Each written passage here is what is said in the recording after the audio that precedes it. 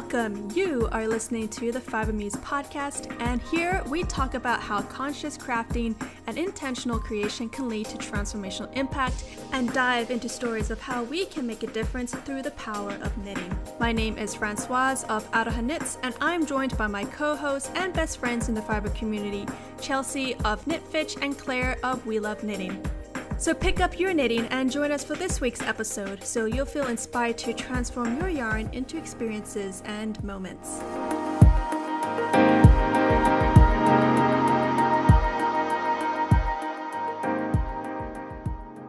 Hello there, Fiber Muses, and welcome back to a brand new episode of the Fiber Muse podcast. This is your host, Frenchie, and we're recording this episode on February 17th, 2018. Let's see, for the Patreons, you'll be hearing this a few days early. If you're listening to the unedited version, then probably like the day after this is recorded. But this episode will be going live February 23rd, which will be like next Friday from now. And I'm joined by my lovely co-host and bestie friend ever, best friend.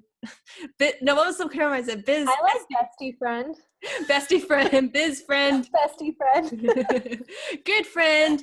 And, well, I want to say wonderful friend, Chelsea Fitch, coming all the way to us from Australia. Hello there, Chelsea. Hi, everyone. It's good to be back.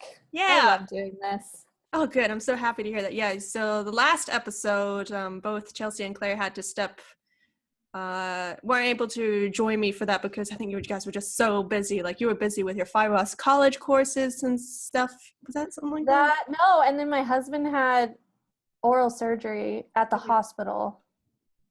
So it's just been like one thing after another. And doctor appointments, school starting, which sounds weird, but it's Australia, so school started for my kid. And it was all happened in that like 1 week. And I was just like, nope, sorry. I was like, okay, sorry. I'll just record the episode. But thankfully I have a friend in Japan and she was able to step in and the first time doing a podcast episode ever. And so she was really excited about that. It was a great episode. So if you haven't listened to that one about what it's like to be a knitter in Japan, you can go to that episode, last time's episode, I guess if that's how you say it.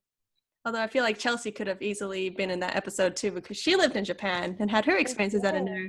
Maybe we could go back to that topic for another future episode. Bring her back, I would love that. Yeah. I mean, I'm an expat. I'm not like actually Japanese, so I might have a little different of a experience with that. But I did the Tokyo yarn crawl every year I was there.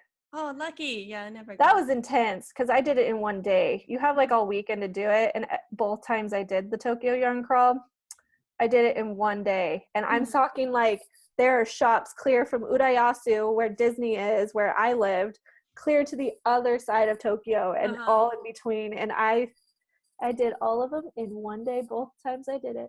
Wow. Oh, yes. Kind of jealous. I've never done a yarn crawl before.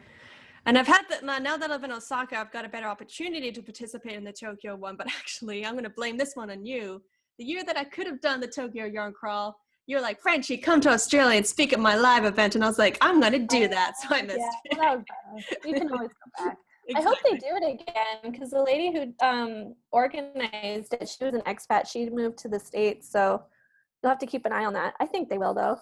Yeah, maybe. They had some good shops.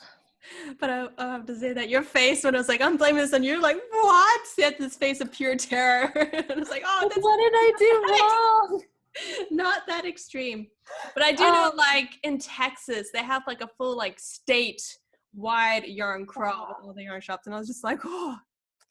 The one I really want to go to yarn crawl that I've just always been, like, jealous and haven't been able to get home for is the Rose City yarn crawl in Portland. Because Portland is like so saturated with yarn shops that it's like there's a ton. Like it's almost impossible to do them all in one day at that place, and it's a smaller area. Wait, okay, how big is Portland?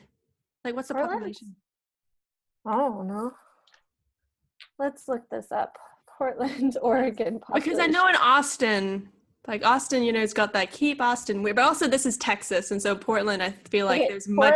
Portland came out with Keep Portland Weird before Austin did. Just saying, you guys, for those of you that don't know, Frenchie's from Austin, essentially. Like, yeah, that's what she calls home in the States. And that's where I am from, Portland. And they're like the weird rivals. Like, they try to up each other and being like the weirdest. I don't know. We're Which just both weird. With weird, though, I think that translates more to like hipster. Which one can be more hipster? More hipster, exactly. Yeah, so it's just like two versions of hipster. You got hipsters for the cold and hipsters for the heat, okay? Yeah, there you go.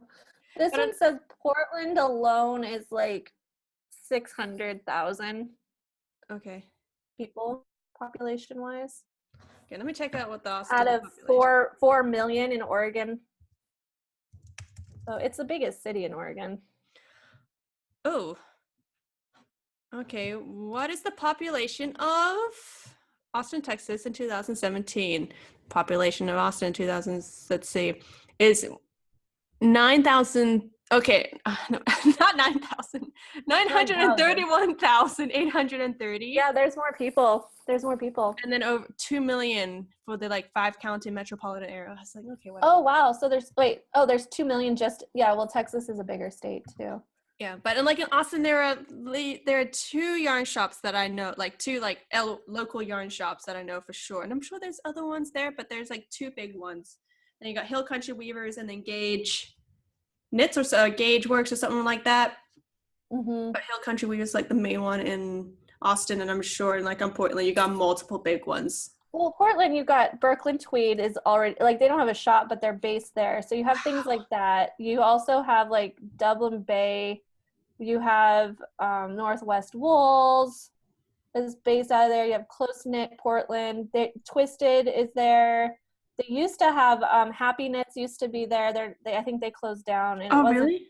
It wasn't because they weren't doing sales. The owner, I think, just didn't want to have a yarn shop anymore. Mm-hmm. And then you also have all the ones on the coast too, because they're not in Portland, but they're like on the coast. They're pretty close. Yeah. I know there's more knit shops in Portland than there is Seattle, which is 3 hours north. Cool. Yeah, there's definitely like a good amount of yarn shops in Texas, but Texas being Texas and knitting being knitting. They don't exactly. Do they not do like a yarn crawl in like Kyoto, Osaka area? No. No, just in Tokyo. Like in Japan, and again, we kind of talked about this in the last episode, just talking about like, the craft stores here. They're kind of like what you think of like Michael's and Hobby Lobby. And just being in the big city, I find going to a local yarn shop that you would consider to be like a local yarn shop with, indie yarns or, small brands and hand-dye yarns and things like that. There's one definitely in Osaka that I know of because I go to it like every week, and there's a couple in Tokyo and one in Kyoto, but those are very niche. Right. Yeah. Right. Because the one in Kyoto is the one everyone knows. Yeah. So just because of timing, and I gotta ask this, have you spotted either of the Stevens in Japan? No, but so according to the Instagram, and again, this is February 17th, this morning they posted an image of themselves, and on the caption it said, "We are heading to Osaka by bullet train." And I'm just like, so I'm texting my friend at the yarn shop, just like, "They're coming to Osaka. Should we contact them? Like, what do we do? Like, how do we find them?" So, we might have the Stevens hanging around in Osaka. Like, if you've been following their images and like their Instagram stories and their photos, like Stevens being really blended in some like the really hipster places in Tokyo, like those like definitely Harajuku area, and they blend in. Like he fits in really well with his like eccentric fashion sense and stuff like that. Osaka's a little bit more tame in some. It just depends on where you hang out. There you go. Just tomorrow, get on Instagram and notice where they are. Yeah. And see, maybe after this podcast, I'm gonna go out and see if I can spot them. And be like, the hunt for Stephen. Yeah, that's not creepy. Not at all. I ran into Stephen B at TNA a couple years ago, and he complimented my shawl. So maybe I'll wear that shawl so you can remember. But I love them. I love both of them. If I run into Stephen West, it would be my first time. I'm not sure how I would react. I'd be like, "Oh, he's so nice. He's so nice and so like." Down to earth, which you wouldn't think I would say that, but he totally is, and he's so easy to talk to. Yeah. If you can talk to Stephen B, you can definitely talk to Stephen West. Yeah. I mean, I heard that they're both really nice people, so Just, there you go. fun. Yeah. And if they're listening to the podcast, we love you guys. Yes. Awesome. Yes. Well, we went on a tangent there. Sorry. I was just like yarn crawls, Tokyo. Knitting. Yeah, but it's good information to people, because I know that like every once in a while I receive a message from somebody saying like, oh, I'm coming to Japan, I'm going to Tokyo, and then I'll be in Osaka. And I'll be like, oh, if you're coming to Osaka, then we definitely have to meet up, and I'll take you to a yarn shop here. So always good to know what the yarn shops around here are like and where you can find them. I know. I'm still figuring it out here in Melbourne. There's a couple. I've been to one. I know it's so bad. 2 years. I've only been to one. Yeah, it's kind of hard when like Claire like lives, like I see her all the time. I'm like, I just need yarn. Can you hand me some yarn? Yeah, exactly. Hey, what's the name of that shop that her yarn is being sold at? There's some at Yarn & Co. Yarn & Co. Yarn & Co. And then I don't know if she sells, but there's another shop that she talks about a lot here in Melbourne called Sun's Fun. Sun's Fun. Oh, Sun's Fun. Cool. Yeah, because then when I went to Melbourne, she like took the shop was closed. I think it was Yarn Co. or something. They were closed, and so I was only able to see the outside. But it was a really lovely shop. Was it like on the street, and it was like and the glass windows, and it was that was Yarn & Co. Yarn & Co. Yeah, it's a pretty shop for sure. Cute shop. Anyway, moving on. Since we're talking about knitting. And it's been a while since we've talked about our knitting projects together. So Chelsea, you want to share what you've been working on since the last time we talked? I have been knitting, but I haven't finished it. The sock saga continues, but I turned a heel. Yay! On the foot part, I still have, mind you, it's only one sock. I think so I'm in Claire's sock club. That's like kind of where this whole thing started. So I get sock yarn from her every month, and with it comes different sock patterns. And I was like, yes, I'm just going to finish my socks in January. Well, I turned the heel on the first sock. And you should have seen me when my husband was in surgery. I was like stress knitting this stupid sock in the waiting room. But I turned the heel, and that was a really weird experience for me because I've knit a sock. Well, so this is my third sock that I've knit, but I've never finished a pair. So like literally like one sock from a pair for different patterns. Oh, so you have like 3 socks, but they're not matching. Yeah, and the 2 that I've done before this one were heel flaps. Is that what it's called? Where it's like kind of it's like reinforced, and it's a heel flap, and then you attach so. it. I'm not a sock knitter, so I think it's a heel flap. So you knit it, and then you knit this whole like flat part of the heel, and then you combine it and go in, and it's like reinforced in the back part of that heel. And then this one, the pattern I was going off of was short row heels. So it's a little different, and I don't like, to be honest, I was like, oh yeah, short rows, that's what you see like most of your like mass produced manufactured socks is all short row heels. I don't know. Also, I didn't know how I'd like it, because one side, and this is again novice sock knitter here, but one side was way tighter than the looser side. So anyone has any suggestions for me out there on that, and you know what I'm saying? Yeah. I didn't like the look of it, and so I like the heel flap better at the moment to process to knit it. This is like all the weird things that go through my head when I'm knitting a freaking simple vanilla sock. Yeah. So it's like a stockinette sock with maybe some like ribbing at the top. Yeah, like simple sock. So all of her socks, all of her socks in the sock club are just basically like those types of socks, but No, we got different patterns this month. We got different patterns. So the first pattern was like it was literally called the simple sock pattern, and it was a short row heel, cuff down. So the other 2 that I've knit before were toe up.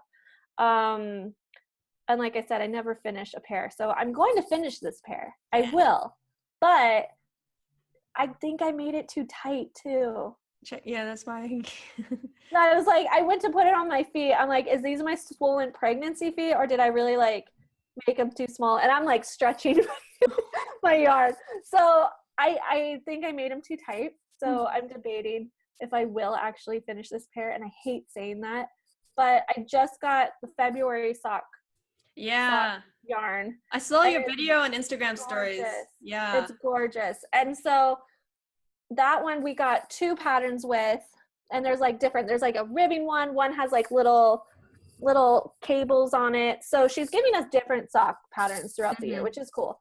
But I think I'm just gonna Google. So anybody who need like good resources, please in the comments. Did you post this on your blog? Yeah. Okay, so anyone in the comments, please help me and send me 2 at a time sock tutorials, your favorite ones. Because darn it, I'm not going to do the single sock and not finish a pair. We're almost done with February. So February, March is going to be I'm going to finish a pair, and I'm doing them 2 at a time, or they will not get done. Well, as the accountability coach in your program, Chelsea, I'm going to be stepping into that and be holding you accountable for it. I like that call. Thank you. Either that or I should just do baby socks. I'm like, I just got to finish a pair here. Just little wins. Yeah, so this is my sock saga of my whips right now is that. So hopefully I'll have better results next time we talk.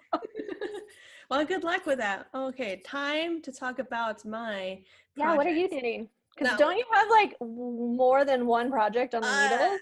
Let me show you. And my back is hurting, just FYI. Also, like I started yoga for the first time last week, and so my body hurts. And you know how they always say like knitting is the new yoga and stuff?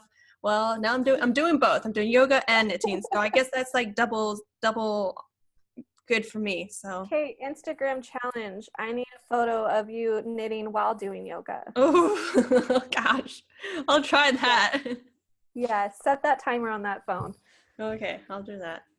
So here I'm showing Chelsea my wired basket of whips here. And yarn. Yeah, and yarn. So I've got 3 projects on the needles, and of course you guys, that's a first. That is unheard of by Frenchie. And this is like having this many projects on the needles. I ended up casting on, let's see, it was like earlier last week. I was working on one project, and I'll talk about this one first. So this one is... Did you just get bored? I do want to know, did you just get bored or like couldn't concentrate? Like what brought on 3 projects at once for you? So Chelsea, remember that time when I called you last week just being like, I am so stressed out about things happening and like I'm just afraid, I'm just like really stressed out.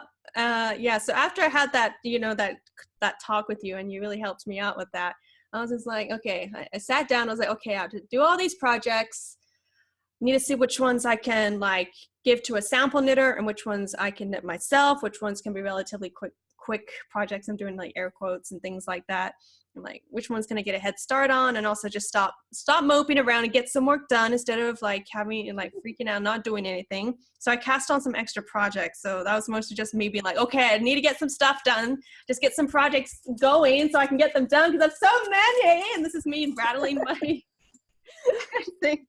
So anyway, so I've got 3 projects on the needles, which is like to me, and 2 of them are for the upcoming Mystic issue, which is coming out in May, and then one is a collaboration piece with a Australian yarn dyer, and the name of the shop is actually like the Australian Wool Store. The owner, Catherine's. Catherine. Yeah, so she's actually doing a special knitting tour in Japan. And the first stop is actually going to be in Osaka, and I'm going to be doing a workshop with the ladies there. And so as part of that, she wanted me to do a special design in her yarns. And so she gave me, because she had me the yarn when I was in Melbourne for your live events, but she gave me like a whole like set of like gradient yarns. Oh, that's gorgeous. You guys, I'm looking at this like baby pink. Yeah, so we've got like Sakura. It's Sakura colors. Exactly. So, I go from like, very light pink all the way to like dark pink Sakura color.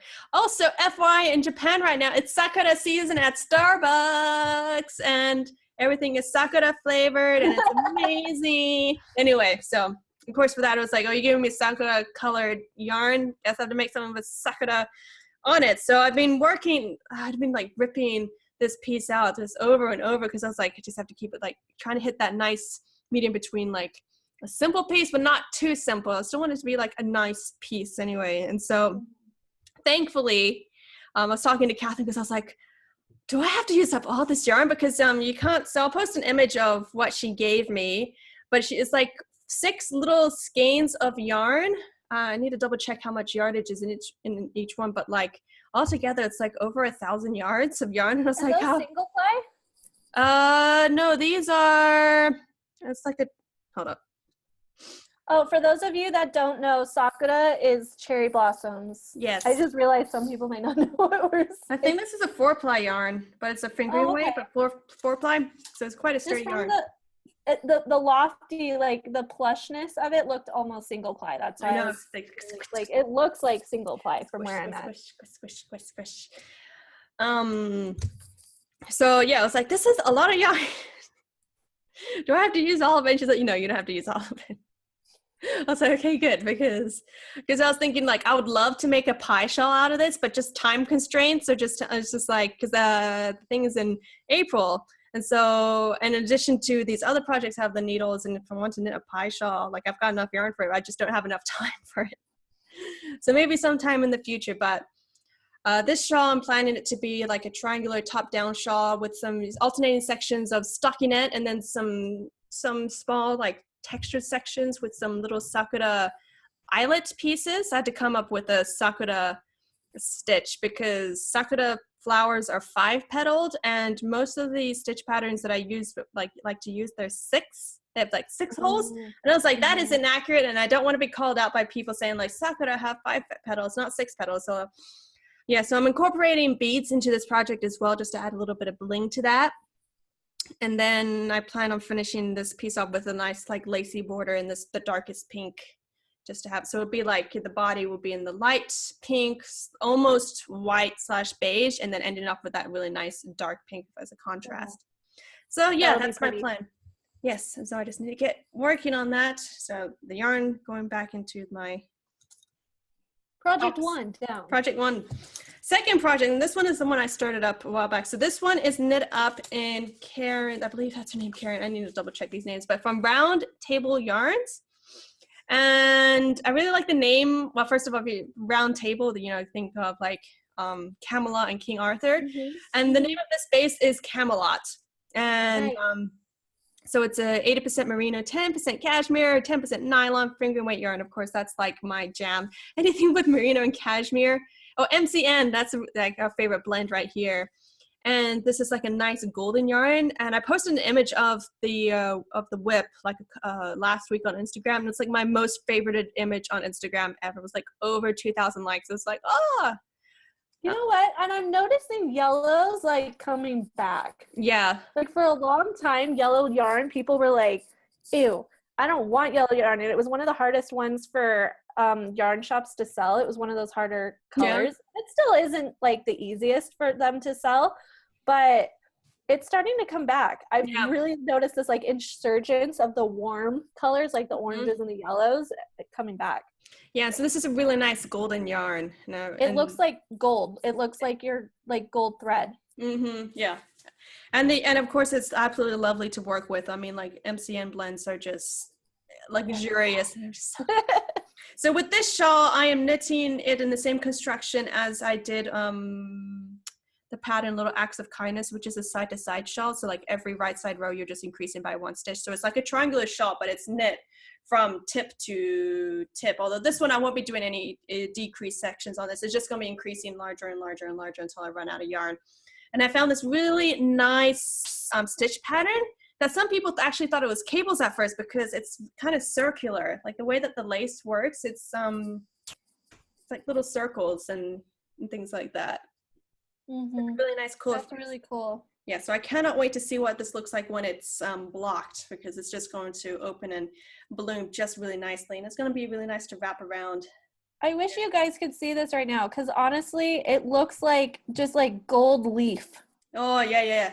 That's what it reminds me of, is like gold leaf paper, like anything gold leafed, dripping in gold. Yeah, I'm debating if I want to continue this lace pattern all the way through the shawl, just have an all over lace shawl pattern, or if at some point I kind of like, doing like half lace and then half just in plain garter stitch, for the last bit.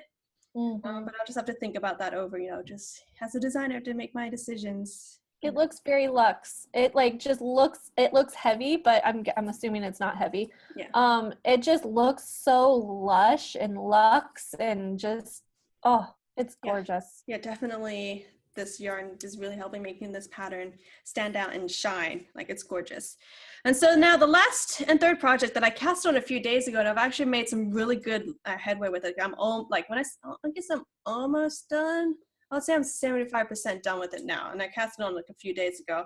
It's in this yarn from Fiber Lily, who is an Australian yarn dyer, and I came across her work almost like it was one of those serendipitous moments. So I was asking for I just need some nice fun green yarn so I can make my husband's hat for Christmas, which I never finished because I messed up the first one, and the second one I got distracted. So that was, I guess, there's a project that I never finished. My husband's hat for Christmas. Go me! Have a UFO. You have a UFO. I know. But anyway, so I got that yarn from her. But as I was checking out her website and just reading about her mission statement and what her brand's all about, she had used the word color therapy, like how she likes to use colors to help with things like that. And I was like, oh my gosh, you were perfect. I'm looking for one more yarn dyer for my Mystic issue. And, the Mystic issue is all about self-care and using knitting as a form of therapy. And, her brand and what the Mystic is all about, they just meshed together. So I sent her a message being like, I need you in this issue. And so she actually dyed two exclusive color. Well, I wouldn't say exclusive, but she's dyed especially for me 2 colorways and limited edition or something like that. Yeah. And and there's called Ebb and Flow. And I was just like, oh, that's so perfect. And they're in this gorge. So Ebb, I think I need to double check which one is which because is there silk in that? Actually, this is a blue, so it's a BFL alpaca, so blue face Leicester and baby alpaca, so. It's really shiny. Yeah, it is, for sure. And it's also really soft, too. And so I never really worked with baby face, is it Leicester? Leicester? It's a sheep breed. Yeah. I've worked with BFL before. I think it's Leicester. Okay. Somebody in the comments literally write it out phonetically for us so in the future we don't sound silly. Yeah, but first time I've worked with baby alpaca in the past, but this is my first time really working with this yarn here with the baby face. I'll just call it the baby face. You know what I'm talking about. But the first color, Ebb, which I think is Ebb, I need to double check which if I got the color names right. It's just it's a solid aquamarine blue type color. It's very nice. It's very soft. And then the Flow color is more of a very variegated yarn. So you got greens, dark blues, light blues, and things like that. So they look almost very Indian sari colors. Yeah, that's I see that that silk. I think that's why I asked if there was silk in it because it looks like those really bright, rich colors. Yeah. Yeah, very almost like the Caribbean, what the water looks like in the Caribbean. Yes, exactly. I think personally of jewel tones, think of that, it's really rich, vivid color. So I'm knitting this up into a crescent shawl design. And of course the name of the colorways was definitely a huge inspiration for the design of the shawl. I've got some sections that ebb and flow. So, so it's just basically a top-down crescent shawl with sections of garter stitch and then with some sections of the feather and fan lace, those wave stitches. So just keeping it really simple, but the inspiration behind this design heavily comes from the yarn itself. So you got parts that ebb and then parts that flow, and it just goes through that. And so I'm almost done with this last section here. So I've got 2 sections of that eyelet lace section in there, and I worked that in the variegated yarn. The garter stitch is all in the solid blue, and then I'm going to be doing a border in the variegated yarn, going all around here. That's in a nice wave pattern that people have seen on the internet. I'm sitting here with my mouth jaw dropped, you guys, looking at this, and I'm working this. I'm like mouthing like, wow, that's so pretty. Yeah. And I like that you did you're working on the feather and fan because it looks modern. I know that's such a classic stitch, but from my bias, I'm like, it can tend to look a little older. Yeah. It's like, because it's such a classic stitch, I think we see it a lot, and you really made it look very modern. I really like that. Thank you. Yeah, so then of course, like the needles that I'm working this on is like kind of cramped. I've got like over 300 stitches on the needle, and I'm using like a 20-inch cable or something like that. So it's just a mess, and so I can't really get a full picture of what this shawl is going to look like because it's just on really cramped needles, because I'm using my other cables for other projects because I've got multiple things going on because I had a stress freak out, and I just had to put everything on the needles and just know like, okay, yeah. But so how does it feel to have multiple projects on the needles? That's what I really want to know. It's kind of fun because even though I still have like multiple projects on the needles, like I'm still focusing heavily on one. Like I cast on the ebb and flow pattern like 3-4 days ago, and I've just been working on that one consistently all the way through because I just need to get this one project done because I'm just looking at my timeline for the Mystic collection. I'm feeling like I'm falling behind again. Slightly. So I'm guessing the other two are kind of like when you just need a break. They're nice to have something. Yeah. And also just to know that I have it on the needles, and so I can just get to knitting it. Like I've already got the ideas already done and set. Yeah. I think that's what keeps me from starting, which is probably a good thing in my case, because you guys, opposite problem last year.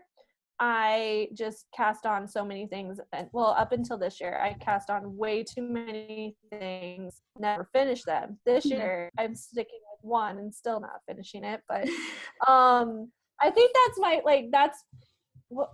problem. That's what keeps me from casting on sometimes, is that I have to find the needles, I have to wind the yarn, like, so this way it's like kind of that same thing. You're like, I just can just start now that I started. Yeah.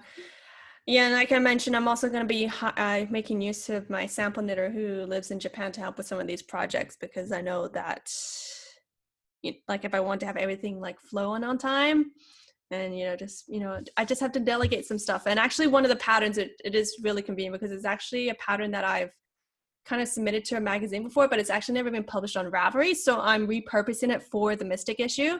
So the pattern's already done out and stuff like that. So I just have to send her the yarn and give her the pattern saying to submit up a sample for me. That's perfect. Way to repurpose. Yeah, so I already have 2 patterns done for the Mystic issue. Got 2 on the needles. One I know that's going to be going to a sample knitter. And then there's another person that I need to contact because they haven't sent me the yarn yet. So that's going to...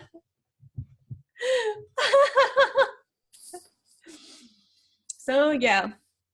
Been making really good use of my new project management system. That's for sure.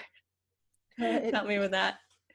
So we had like a chat like a couple of weeks ago, like a business coaching chat, and you're like, you need to put things in a system and organize things. And I was like, I've tried before, but it's never happened. I keep getting distracted. And then you're like, you do it. And then I was like, okay. And then the next like week I did it. So there. Yeah. For anyone who's like, wait, what are they even talking about? Frenchie and I guess one of your business coaches. I guess you could do that like a mentor type thing when it comes to business. We're good friends too, but so we were meeting up on a call for that specifically, and as she said, she was kind of stressed out, and I'm like, let's get you organized before we talk about anything else. Let's just get things organized. And so she's had a revelation, and now she's become this organized systems junkie. Of course, I still have to get things done. I knew it would come. It was just a matter of just me sitting down and getting everything organized, because this particular program that I'm using to help with, keeping tracks of different projects, I was just really overwhelmed by it all. I was like, I don't know how to use this to its full capabilities.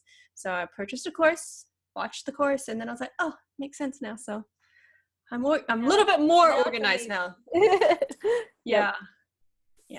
Well, cool. Yeah, because they were just like these little things. Like, of course, you got the big projects, but then you also have the little day-to-day things, like, answering specific emails that need to be done. And sometimes just little things like just fall through the cracks, and people get angry, and rightfully so. And, be like, it's like, yeah, I need to do better at keeping these little things in check, the big things and the little things. So it's like time to get professional and pro about it. So I did that. So it's definitely been helping. So yeah. So, but anyway, that's what I've been working on. Those are my projects. So hopefully by the next— Those are your projects on the needles and off the needles. Yeah, exactly. Yeah, but I definitely plan for like the next time we do the next recording to have at least ebb and flow done. And my goal is to have at least one of the other 2 shawls done, just like completed and off the needles. Like I need to get going. Like it's almost March, and yeah, I start test knitting in April.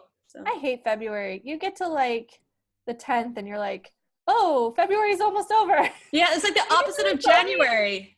Even though it's only a few days difference, like really, it's not that many days difference, but the mindset that everybody gets, it's like, February's almost over because we start it and it's done, and even though it's only like 3 days difference.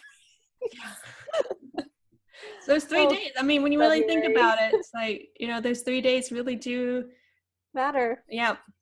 But where it's like January, it's like people just like, this month is taking forever to get through, and then February's just like, hi, bye, whoops. Nice. So yeah, that's what is on our needles. But we are not the only people in the world who have projects on their needles. Chelsea. Nice segue. I love it. I love it. We're going to talk about, so right now in the world, if you're not living underneath a rock, then you are aware that the Winter Olympics, sorry, I'm living under a rock. I'm spitting everywhere. Oh, goodness. The Winter Olympics is, Chelsea. I'm sorry, guys. I'm making faces at Frenchie. Yeah. So I was like, I spat, and then she was like, what did you do? Anyway, so the Winter Olympics are happening right now, and I like to keep track of things on Twitter, and the Twitter universe helps me keep like up to date with all the knitting news and stuff like that. And the current news in the Twitterverse, and I guess also on Facebook, like it's being shared all over the place, is like the spotlight is on Team Finland. And it all started with the Finland coach for the snowboarding team, his project on they just saw it, like people just caught him just knitting. And this wasn't the first time. He also did this during the Winter Olympics in Sochi. Like he was also knitting during them too. So this is more like continuing on that tradition. But and because he's watching, like he's the coach, he was watching over his team competing. Yeah, like as people are going down the slope, he's just knitting. Yeah. But okay, can I interject now? Because I'm like, yeah. As Frenchie knows, I'm really confused by these pictures though. Yeah. So I'm not saying he's not a knitter. Like I'm not gonna like, you're lying, you're not a knitter. But I'm confused at what he's knitting. Yeah, because he's using a black yarn already. It's black yarn, so in the pictures you can't see, and it's like small. I don't know, like it doesn't look like there's a lot of stitches on his needles. He's using double points. He is a continental knitter though, which makes me happy. But like I can't even see what he's knitting. So it makes me wonder, is it just like a stress relief, like he has to keep his hands moving while he's like watching over people? Yeah. Okay, so I want to read this little article, the little blurb from NPR, because that's the article that we're using to look at these photos and stuff like that. So let's see, where am I going to see? So from the NPR article, it says, and in an unexpected moment during the weekend's Olympic slopestyle competition, the Nordic nation showed off another delightful quality, a passion for knitting. In a video on NBC's website, snowboarding coach Antti Koskinen? Yeah, definitely feel free to shout at me in the comments for that. Koskinen, I think, oh goodness. Is seen nonchalantly knitting at the top of the course while Finnish snowboarder Ropeton Terry gets ready to ride. Koskinen glances up from his project, something involving black yarn, passes the needles to one hand and fist bumps to Terry, then he goes back to knitting. People watching at home went wild for the contended crafter, and the feverish screen grabbing began. Yeah, exactly. So many screen grabs on Twitter. And somebody's asking, like, someone please find out what this man is making. So I don't know. There's one. I know, because I'm like trying to figure it out. Is it he only has 2 needles. They're double points, black yarn, and there's not a lot of stitches. So was he casting on at that time? Let's see. And where's the yarn? Is it in his pocket? Yeah, it might be in his pocket. But Chelsea, if you go to the NPR website and you scroll down, there's one tweet there. You can see like this. It looks like maybe like a little mitt, or from the side. There's like a little sock or a little mitt. So it's a very small project. Very small. And okay, it might be navy blue, not black. Yeah. I don't know, you guys. I'm like so intrigued by this. I'm like, what is he knitting? I'm like that person who tweeted. I'm like, what is it? Some of the tweets is saying the coach is just low-key knitting while his athlete is getting ready to go. So it's just chill. I think it's just more of like a stress relief thing. And let's see. He's not the only one. It looks like it's not just him from Finland doing it. Yeah, so the Finland's Olympic team was quick to demonstrate that the love for knitting is not limited to the coach. It posted photos of its team hanging out in sock feet, working on a blanket for its president's newborn son. And I think this was a tradition carried over from when they were in Sochi. They made a big scarf, and now they are making a blanket for their presidential couple's newborn son while they're in Korea. Yeah. They believe in the stress knitting benefits.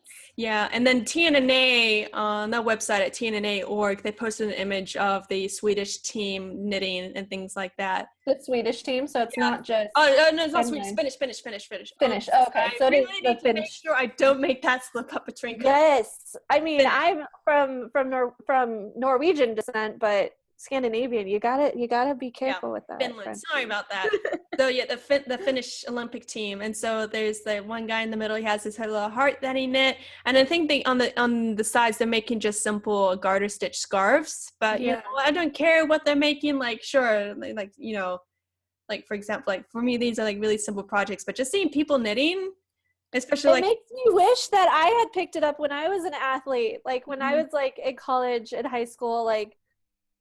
Should have figured out how to knit then. Maybe it would have made me go to the Olympics. Yeah. And I was watching a video of one of the team members from the Finnish team.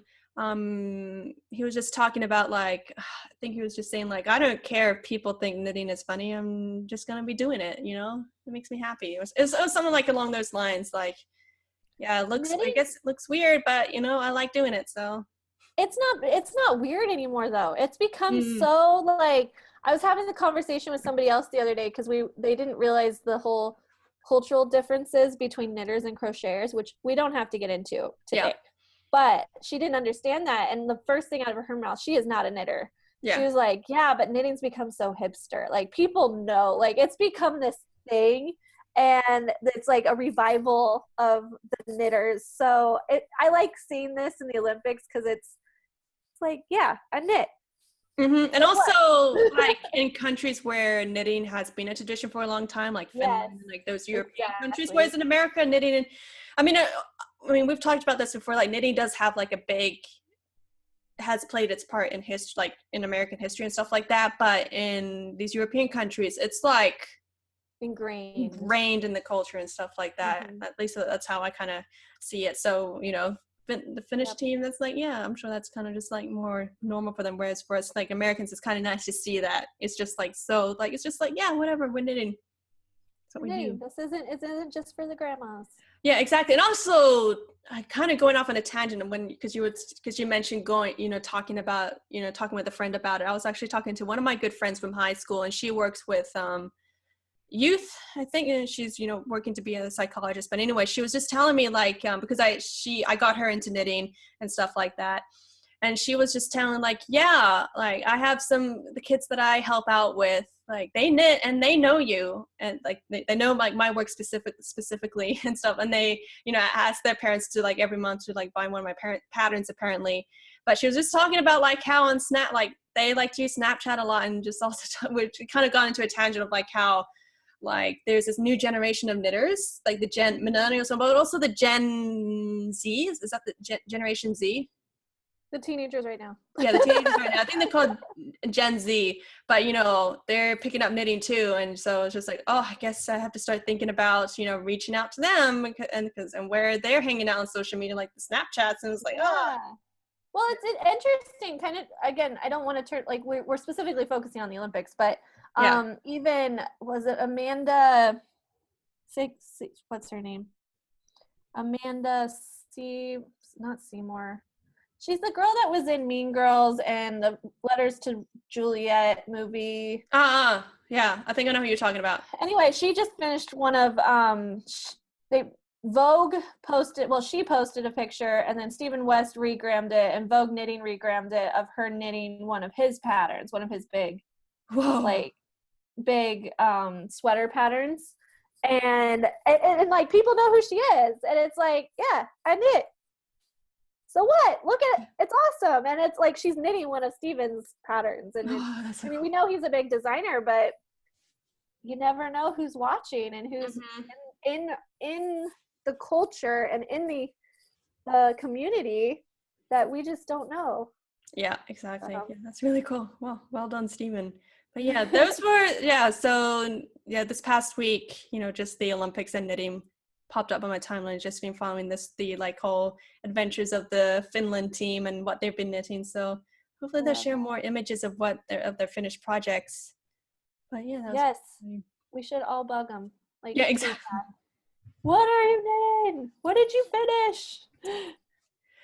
Yeah, so I think that we're pretty much winding down, because we've talked about pretty much everything that we wanted to talk about this week. Except you have some big news. You have a launch coming out. Oh, yes. So trust me, because I know. I'm helping you work on it. I know. So for when this episode goes live to the general, I love that clutch bag, Dream On Dreamer. Just so you guys, I'm holding up a thing. Like, it says Dreamer, and that's what we're launching. She's launching this week. Yeah, so when this episode goes live for everybody, like if you're listening to this on Patreon, it won't be live just yet, but on the 23rd, we are launching the Dreamer Fiber Muse collection. And yeah, this has definitely been a collection a long time in the working, so I'm really excited to get this one out. Like, if we were to list like the ranking for which fiber muses resonate more strongly with me, Dreamer is like at the bottom. Like, it first goes Mystic, Seeker, Giver, Dreamer. And so this was definitely like a challenging collection for me to work on, because the Dreamer, when I think of Dreamer, it's a lot about experimenting with color, sometimes also with texture. It's less about like complicated lace patterns that maybe the Seeker will have and things like that. It's really emphasizing interesting colorways and letting the yarns shine and speak and things like that. So it's definitely having. So you want to think of knitters like we've mentioned the Stevens. They're like the epitome of dreamers. Yeah. I'm technically a dreamer. Look at yarn dyers, Hedgehog Fibers. Fiber would be a dreamer. Yeah. So things like that. Yeah. So it's definitely an interesting experience for me to work with like variegated yarns, yarns that had speckled with really interesting colorways. There is one project where I work with solids. Solid colorways, but I was able to work like an interesting construction, and also the inspiration behind the design definitely was very Dreamer-esque, but it was definitely a really interesting collection to work on. But it was really fun, and it was a really good learning experience. And also by the end of this challenge, I think we've also by the 23rd, we will have also finished up the Dreamer challenge for this as well. And so I guess I'm not going to spoil anything. I guess on the next episode we can talk about the Dreamer Challenge and how that went. But that starts up on Monday for me, so I'm really excited to see how that goes. Excited and nervous, because the Fiber Muse challenges, since they're less about like, let's teach you a new technique or how to do something like, the 5 shells, 5 days challenge. This is more about, let's like see how we can push our knitting to the next level, like find a new way to engage with our knitting and things like that to make us reflect more about what we're creating, why we're creating. And so with the Dreamer, it's definitely more about experimentation and play and just trying new things that maybe we wanted to do before, but never felt like we had not the safe space, but the space to try to do something crazy, and also just not be so like, oh, I'm wasting all this yarn and things like that. So yeah. And you know what? I love seeing this as I am a customer. I buy your yarns, or your patterns. Your patterns, thank you. And I like seeing that as you as a designer, you're willing to try a little more. You're like, this was an uncomfortable challenge for you, but you've risen to the occasion, and you've tried new things. You guys, I've seen the stuff. It looks amazing. And I like to see that as somebody who is a fan of you, because it's like she's growing, she's willing to keep pushing the glass ceiling up. She's willing to push the envelope and try new things and still stay true to who you are as a designer. And I think anyone who's a fan of you is gonna love it. Yay, thank you. So the collection will go live on Ravelry, but the way that I'll be doing it, just so that, because I know that there was some confusion with the Giver issue. So when I upload the collection to Ravelry, and so you can buy it as an ebook and get all the patterns in there, The way that Ravelry works, like you can add different pattern pages to the collection. So for example, like if you take a look at the Giver issue, let's say like 8 patterns or let's say 8 files in the download, but only like 6 patterns or something like that. So it'll tell you how many files and then how many of those files are actually patterns on Ravelry. So for the Dreamer issue, all patterns for the collection can be bought as one, but for the single patterns, they won't be available until later on. Like I'll be releasing them one by one throughout the upcoming months until the next issue. So if you buy the collection, you will get all the patterns. It's just that Ravelry says like, it will say 8 files, but only 1 pattern in it. So, but it's actually like 8 files and 8 patterns or something like that. Good clarification. Yeah. I know that was a little bit confusing. So when you purchase, like if you purchase the full issue, the $25, you will get all the patterns in there. So it's not saying just you only just get one, you get everything up at once. So yeah, I think that was a really important clarification to make. Yeah, I just need to find a way to make it a bit more clear for the actual launch. But yeah, that should be a lot of fun. And then the Mystic issue, which will come out in May, will be the last one. Then I'll be taking a break because it was a lot of knitting. And also, I think you'll be happy for the break as well, Chelsea. I like it. It's easy. Okay. It's fun. Don't worry about me. Okay, good. Well, that's the end of today's episode. So I guess we'll finish off by saying where people can find us online. Chelsea, where can people find you? Hi, everyone. Okay, so you can find me on Instagram at knitfitch, Fitch.